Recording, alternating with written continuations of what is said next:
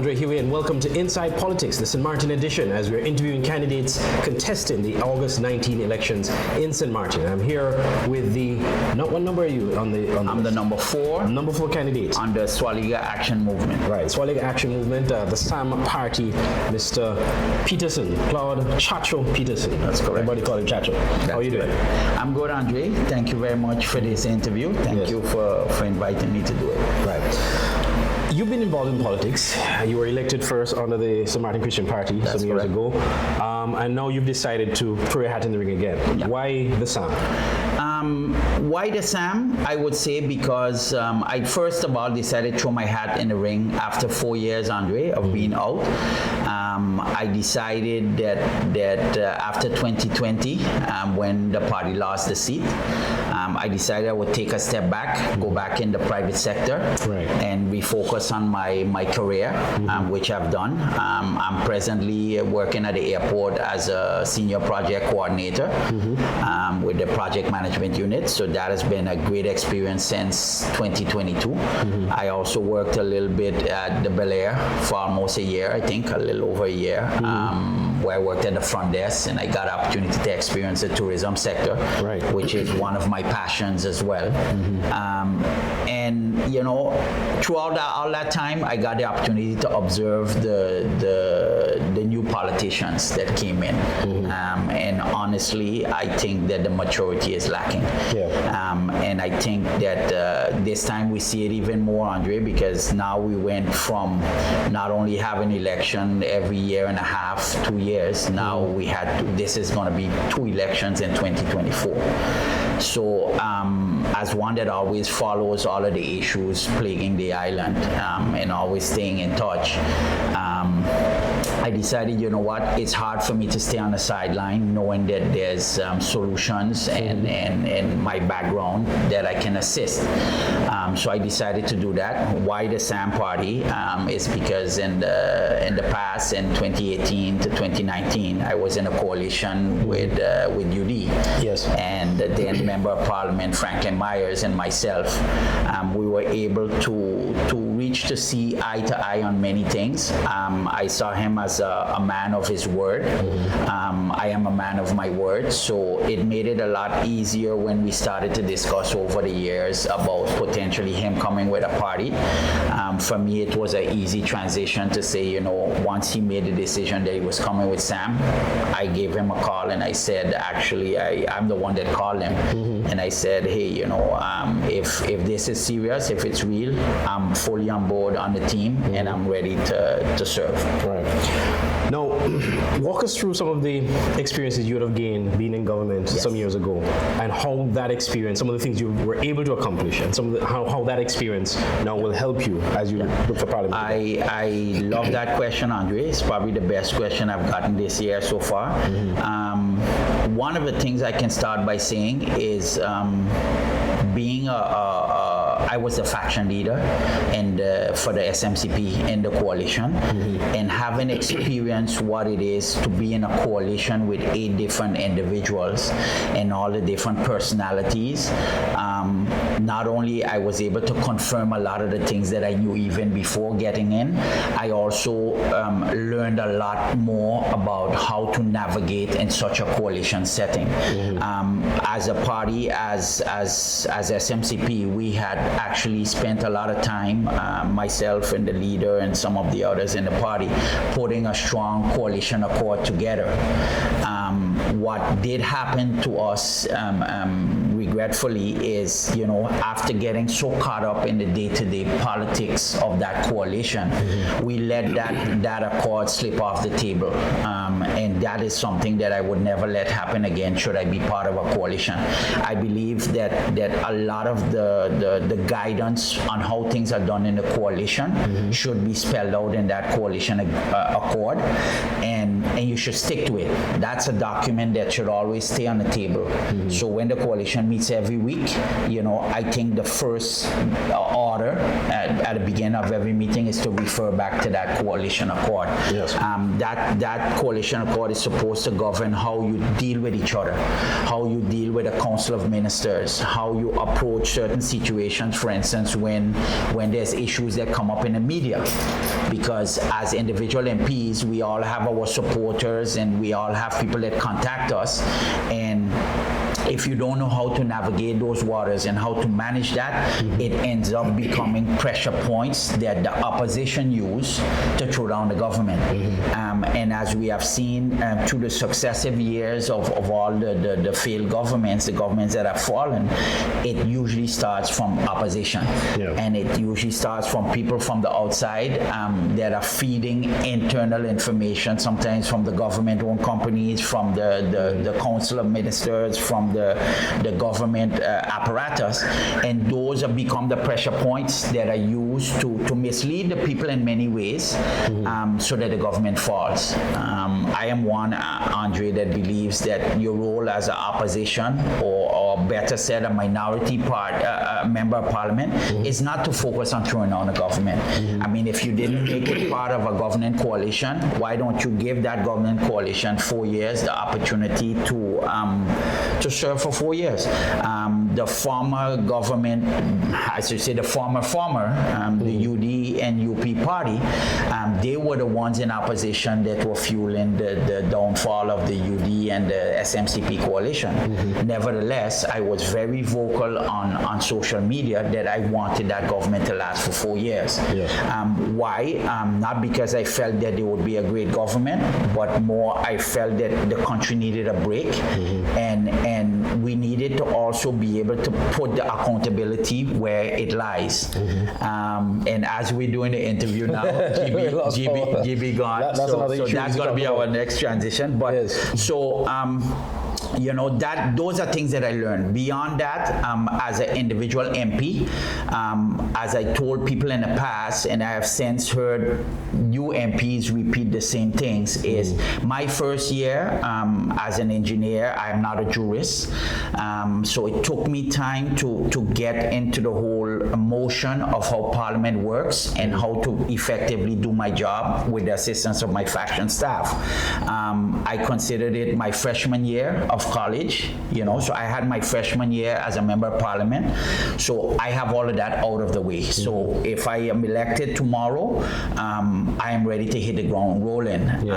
One of the things I left behind was actually the breathalyzer law, where along with my staff, we've amended the traffic ordinance to enable police officers to administer a breathalyzer test. And that never existed before. It never existed before. And actually, so that is something that I definitely intend to continue, because if you think about it, someone may, for instance, kill your family and be under the influence of alcohol, and not having that tool to be able to administer at the scene sometimes can lead to very tricky court cases. Yes. At traffic stops, for instance, police should be able to do that. It happens on the French side already. So persons are very diligent on when they go to party on the French side or wherever they go and they have alcohol, they are very conscious of the fact that they can be stopped and asked. So it's time that we evolve and that we come up to par on how we deal with some of those things. So that's something that I left behind that I'm gonna definitely continue, because the government fell, so I was not able to bring that law.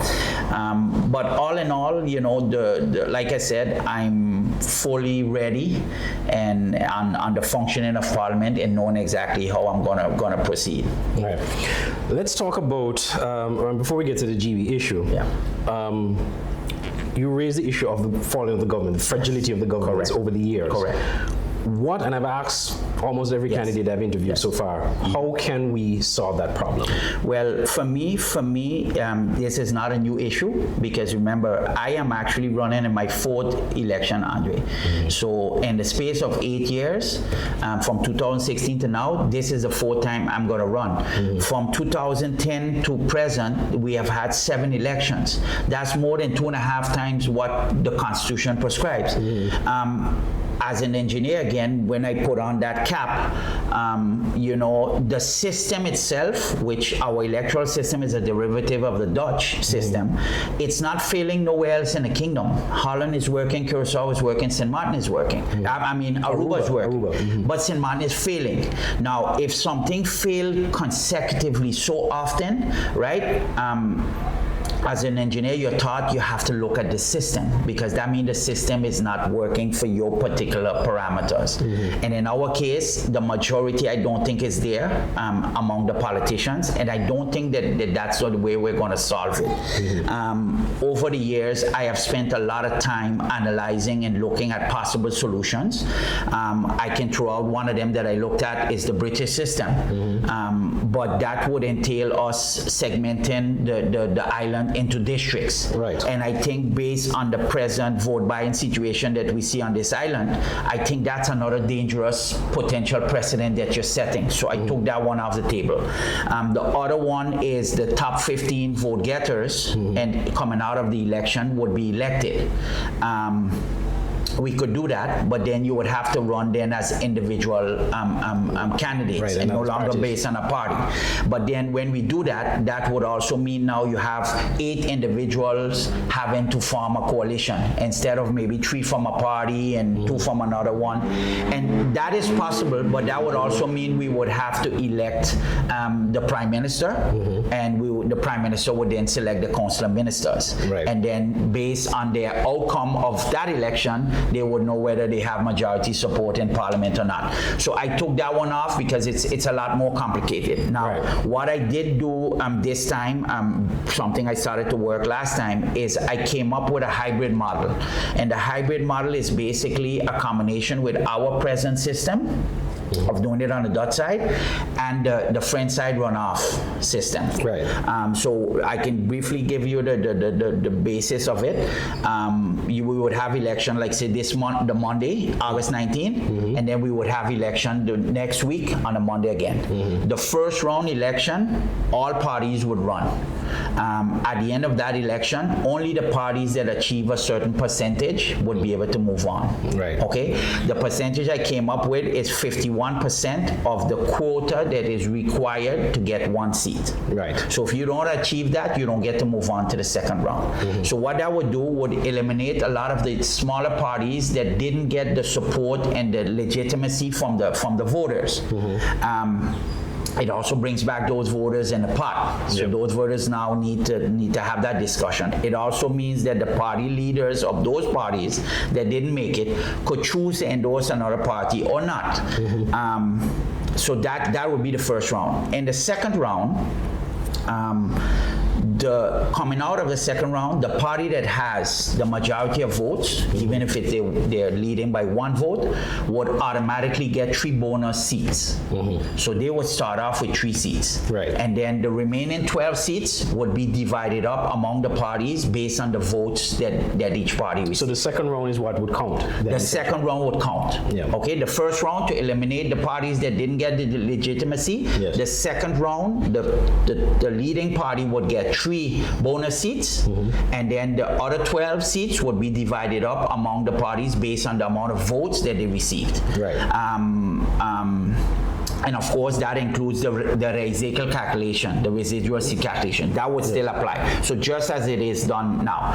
When I simulated that hybrid model with all the elections since 10-10-10, we would have had definitely 3-1 government, one party governments, and he would have gotten it in 2010 and 2010. UP would have gotten it in 2014, and UD would have gotten it in 2018. So that model you think is actually a better model? I think it's a better model because what it's going to do is going to give us the opportunity to have a one-party government. And guess what then, Andre? If you have 8 seats or more as one party, right, and your members leave your party and jump and go independent, right, then that's a failure on you.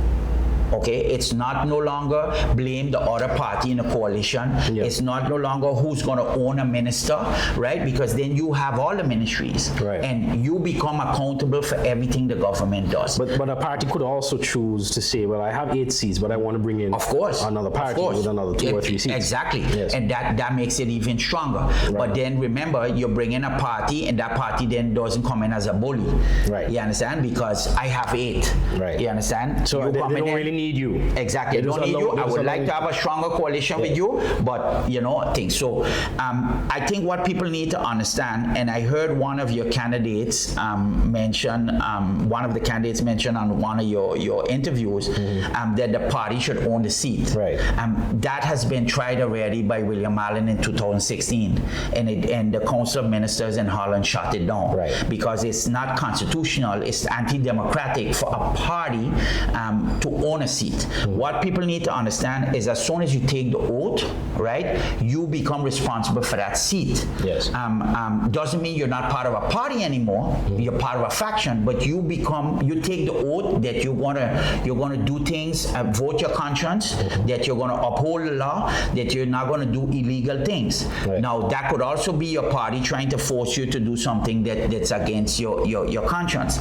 Now there's 2 ways to deal with that, in my opinion. I have said it in the past, and I still say it to this date. If I don't get my seat outright, meaning if I don't get enough votes to get that seat on my own vote, and I have a conflict with the party that is irreconcilable, I will resign and give back the party their seat. So no one forces you to go independent. You understand? And that's where the maturity comes in again, because many times we see that parties put people on a list, a bunch of fillers. They have no cohesion among themselves. And then when you get the pressure points and you make it to parliament, then the differences start to show. And then people choose to go independent. One of the things that I would love to change in the rules of order of parliament is right now when you go independent, you're considered a faction. So you get a monthly budget for staff, which was probably over 15,000 guilders now a month, and you get to travel as the faction leader of that one faction thing, one seat faction. Right. You get to travel on all of the trips. I want to remove that. So you no longer get a budget for staff, and you no longer get to travel as the faction leader. But I'll ask you a question I asked a candidate when they came up with a similar suggestion. Wouldn't that then make it undemocratic for that independent? Yes, that's why the hybrid model is my main suggestion. The one when it comes to that, it's something to debate, because I don't think that it should be a right for you to travel for parliament. Your right is to go to work in St. Martin and do your work in St. Martin. Right. What about having a staff? Again, you have a staff that's you elected with that faction, and that faction has a staff. Right. You are making the decision to leave. No one stops you then from paying a staff from your salary. You can do that. I mean, in life, there's consequences. Now, so in other words, once you go independent, you no longer have the privilege that a faction leader would have who's affiliated with because I don't feel you should be considered a faction. For me, a faction should be a party that ran in the election. I mean, look at what happened last time. We had a faction, a party, which was a USP party, that got into parliament with 2 seats, and by the end of it, they had no seats because all the candidates went because they went independent. Yeah. So those are the type of things that I think we need to avoid.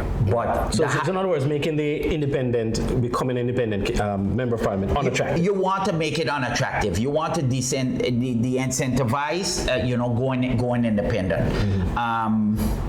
But the hybrid model, I think, is something we need to seriously look at, Andre. And I look forward, if elected, I'm going to try to be the chair of that electoral council committee. As a party, we've decided, to my joy, that we're going to look to scrap Latino and use the hundreds of thousands that are used for those trips. We're going to put it towards hiring constitutional affairs lawyers to be able to assist us to find the right blend. How soon would you, if you're elected, look to get that going? Because as soon as the committee is thing. So as soon as we elect the members of the committee, right, the ball starts going. Yeah. We hear a lot about constitutional reform and electoral reform since 10-10-10 and hasn't really happened. So. But if you look at my track record, Andre, a lot of things you heard about me that I spoke in the past, I was very conscious not to overpromise, and I think this is something, again, that I'm not overpromising and that we can deliver. Of course, I need the help of the people to vote for me on August 19 and vote for the SAM party to put us in a position for us to be able to seriously bring that electoral reform. I think many people have always spoken about it every election and never done it because it benefits some people. I was, nor even if I end up as a member of the minority or opposition, my goal is not going to be to throw down the government. I mean, you don't need to constantly be nagging at gnawing at the coalition to find the weakest link. If a government has to fall, it's going to fall on its own, you know. And I think in the case of the 2x4, it probably would have fallen on its own. But for them to hasten it and make it fall after 17 days and prompt us back into where we are today, and this political confusion that we have is not right. No. Let's go to GBE. The country has been facing load shedding issues for quite a long time. The government has instituted a temporary solution with the container generators. As an engineer and as what you know about the GEBE situation, do you think the approach that's been taken now is the correct approach, the logical approach, the only option available to the government? Well, I will only speak to the approach of the emergency solution, which is the containerized generators. I think that's the way they had to go. How they bought them, how much they bought them for, I don't know. Those are things we still need to get answers for. But the containerized generators in the emergency phase, I think is important. I also suggested that, even before. And for me, the containerized generators are even things that I suggested as an island that we own, because GBE will potentially have future issues. We also have, in cases of hurricanes, those generators can be deployed, even ahead of time into the various districts, so that if we have situations where electricity is cut off, that it doesn't affect every district. Right. So I think that's a good approach. Where I'm concerned about is the short-term, medium-term, and long-term approach for GEBE. As one that was a member of parliament when we had the whole saga at the airport, that's another thing that I learned during my time as MP. I learned how to fight the battle. I was one that was instrumental with the former Prime Minister and Minister of Finance to secure the funding at the airport. And why did I support that funding? Is because it came also with checks and balances and with good governance attached to it. Today, whether some naysayers try to put down the airport, but the airport is a very viable company again. Good governance is constantly being the order of the day, and we have saved that company, as a jewel. As I always say, those are the jewels of the government of St. Martin, of the people of St. Martin. So one has been saved. Now the other one now is to rescue my love GEBE, as I call GEBE, since Irma. And my approach would be the very same approach. It starts with good governance. It starts with having a proper board in place, where the right decisions can be made. It starts by hiring and supervising properly the managing board, having a competent managing board. Maybe we need to look at having a change manager to take some of the tough decisions that need to be made in a company. We also need to look at the way GEBE is going to diversify its electricity production to have redundancy. One of those ways is obviously solar energy, something that I think GEBE has been very scared of because obviously as a natural monopoly, they're very concerned about their employees and the sustainability of those jobs. That's not fair for me because my main priority with GEBE is their employees. I want GEBE to have great benefits for their employees, and I want GEBE to remain one of the top employers on the island.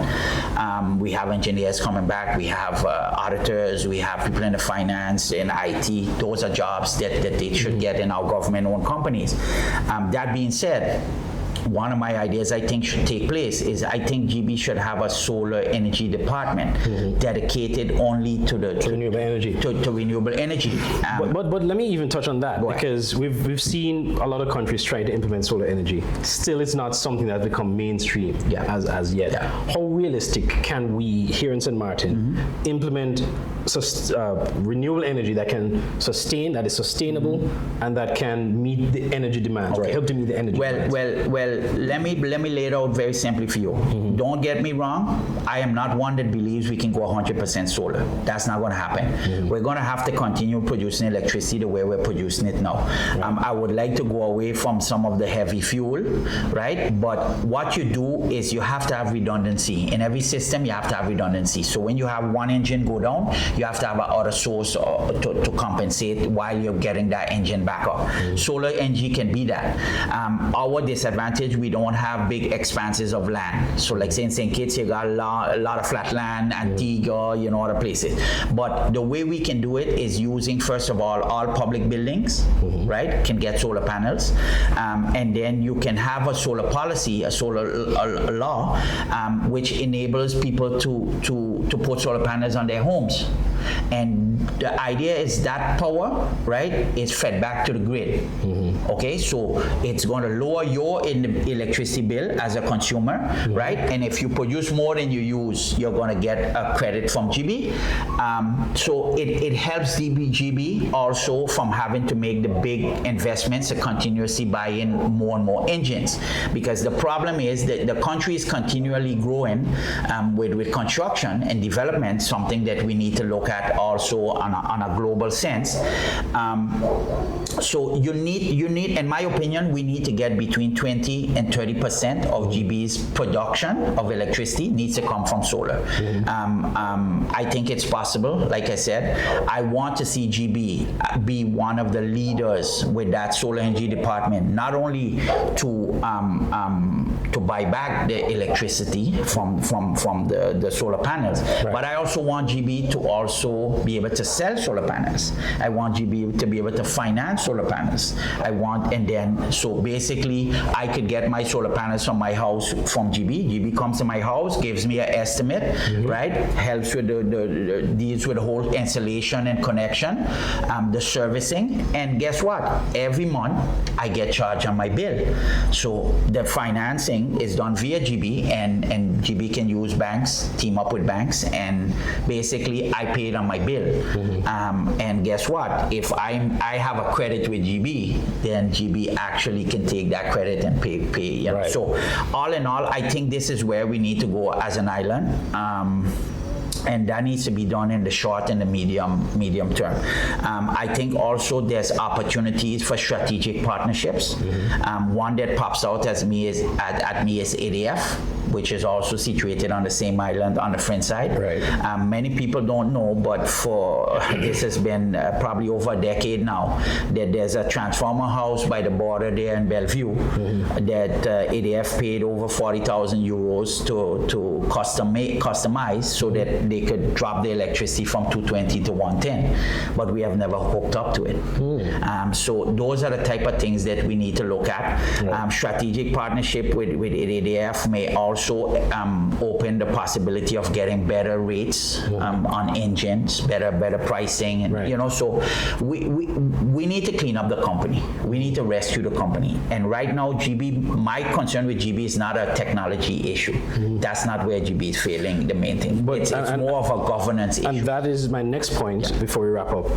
You've outlined the technical changes that need to happen at GEBE. Yes. But one of the concerns that a lot of people are expressing is, how did we get here? Yeah. What happened that caused us to be in this situation?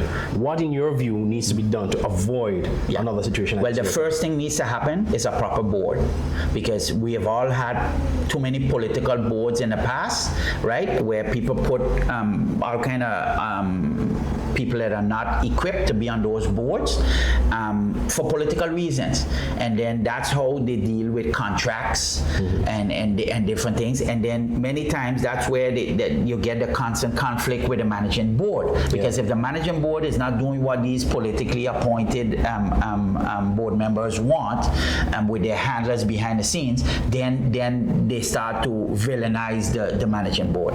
I want to be able to put the proper governance in place so that we have a hands-off approach for those companies. It's been done at the airport. I mean, you hear a lot of politicians talk and loudly, but they can't meddle at the airport. And it starts with the board. One of the things I think we should do, model at the board with the airport, is we should have a board member that comes from outside.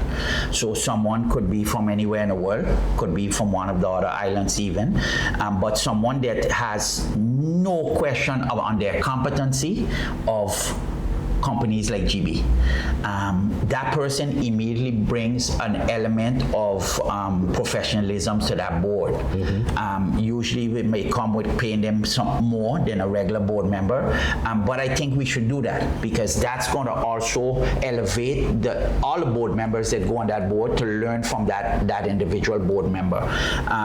I believe also the board positions. You have usually a financial, a legal, you have I think one or two positions that have come from that industry. Those are vacancies, up to 7 board members. Those are vacancies that we should put out. Why not recruit people? Put out a vacancy and let the best person apply. Let it not be political, because one of the things that I want is I want to hold board members accountable. They need to understand that they are personally liable for all of the decisions that they make as board members.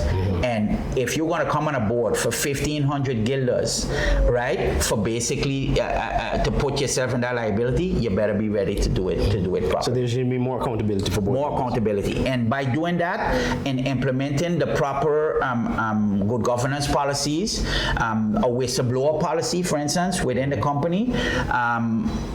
I can bet you we can put GEBE back on track as the only supplier and producer of electricity. We can bring them back on track and make it a very viable company.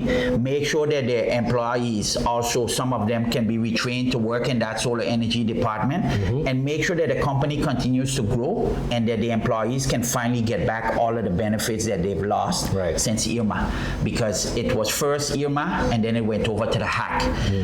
As a company also, my goal would be, Andre, is to reestablish the accuracy of billing, the bills, and also reestablish the trust that when you get your bill, you feel okay to pay your bill. Because right now, if you speak to 10 people, 9 of them will tell you they don't have, or 10 even, they don't have no confidence in the billing of GEBE. And that was exacerbated by the hack. And I think that is something that needs to be a priority to clean up. As a company, I think the government needs to also look at there's going to possibly be some write-off of some bills, because you have people that have not paid for 2 years going in even more. How are you going to be able to collect back those funds from that individual if you haven't sent them a bill during that time? So those are the challenges, but Andre, I'm very optimistic on the future possibilities for GEBE, and not only GEBE, but the harbor as well, and even Telem, so. All right, well, we're wrapping up now. I always ask the candidates to look at the camera and tell voters why they should vote for you. Well, Andre, I think voters should vote for me on August 19. I'm the number 4 candidate on the SAM party. You will find me, we are the first party on the ballot, the Orange Party. You'll find me at the number 4, Peterson, Claude A.H. You should vote for me because I've demonstrated, Andre, over and under that I'm a man of integrity. I'm a man of my word. And I also believe I have the maturity, the experience and the knowledge, the competence to be able to effect change and to be able to bring the solutions to bear that are needed to put back the island on track. SAM is a party of 12 candidates, so look at all of our candidates as potential options. And basically, we are coming with serious people for serious times. So, Andre, you know, we can see that the country is facing, you know, instability politically. It's facing serious crime issues. It's facing serious energy production issues. It's facing serious infrastructure issues. And as a party, as a candidate, I can tell you that I can hit the ground running as a member of parliament and bring solutions to bear with all of those issues. Thank you very much again, Andre, for this interview, and I really appreciate it. Well, it's my pleasure, and it's a pleasure to have you as well. And thank you for taking the time. Thank you, the viewers, for watching Inside Politics. I'm Andre Huey, your host. Join us again next time. We'll have another candidate to interview here on our set.